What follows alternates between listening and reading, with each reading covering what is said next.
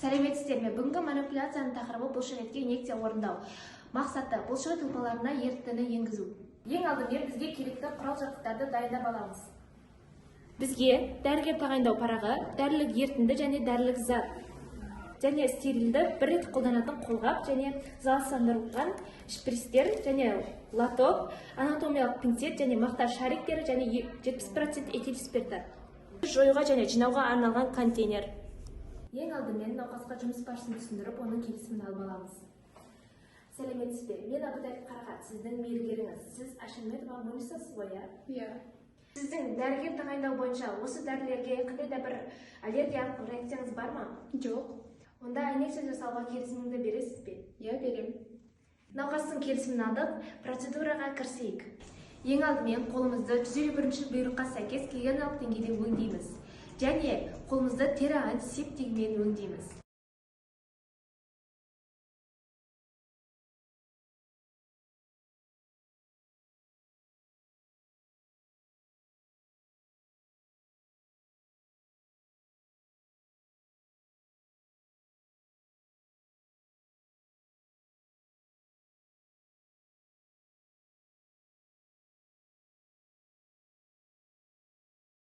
Өңделген қолымызға стерилді қолғабымызды киеміз.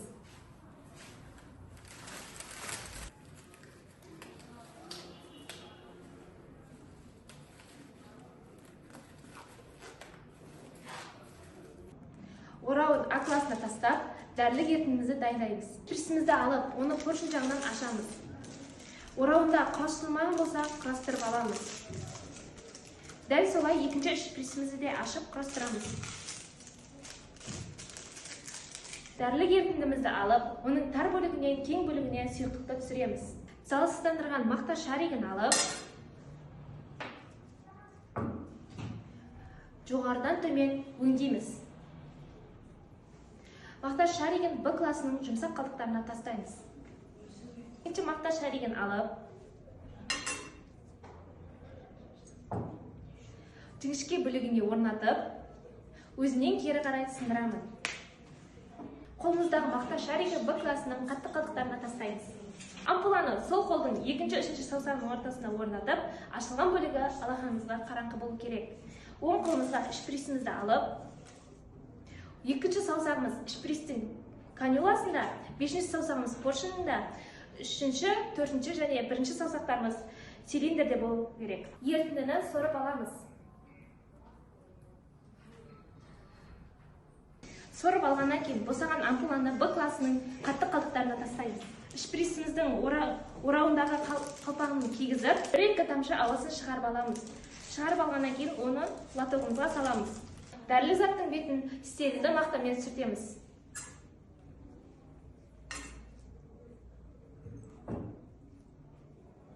Б класының жұмсақ қалдығына тастаймыз. Бетін анатомиялық пинцетпен ашып аламыз. Ашып болған соң Б класының қатты қалдықтарына тастаймыз. Дәрілік заттың резеңке бөлігін залалсыздандырған мақта шаригімен сүртеміз.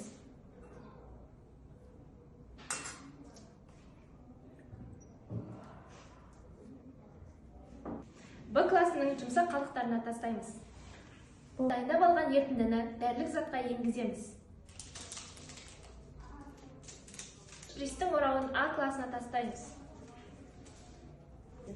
Шприцтің қақпағын Б класының қатты қалдықтарына тастаймыз.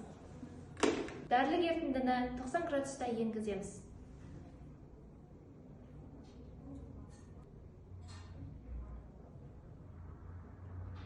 Шприцті цилиндрден босатып алып, Б класының қатты қалдықтарына тастаймыз. Ерітіндіні 10 рет қозғау арқылы ерітіп аламыз. Ерігеніне көз жеткізіп аламыз. Ораудағы шприцті алып, еріген затымызды сорып аламыз.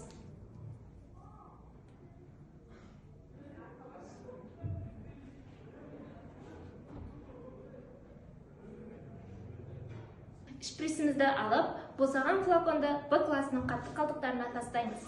Шприцімізді инъекцияға арналған ораудағы шприцтің басына ауыстырамыз.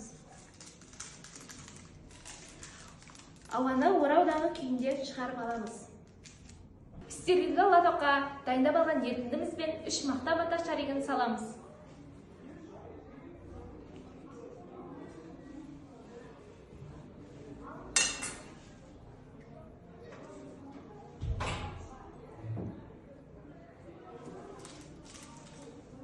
Инекше жасайтын орында киімнен босатып, инекше жасайтын орынды анықтап аламыз. Инекше жасайтын орында саусақпен пальпациялау арқылы тексеріп аламыз.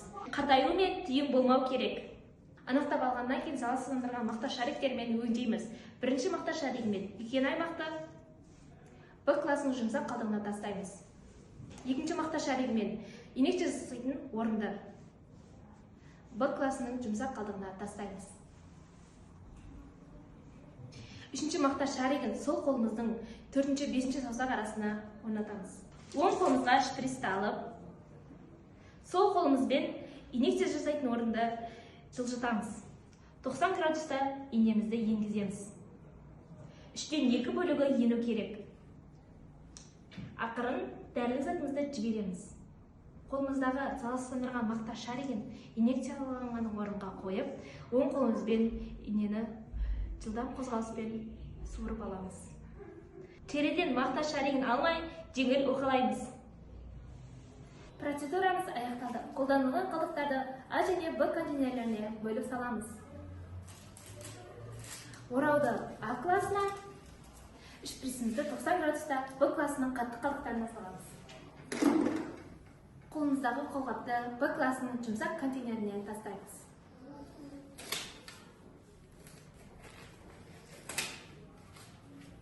Қолымызды 51-ші бұйрыққа сәйкес гигиеналық деңгейде өңдейміз.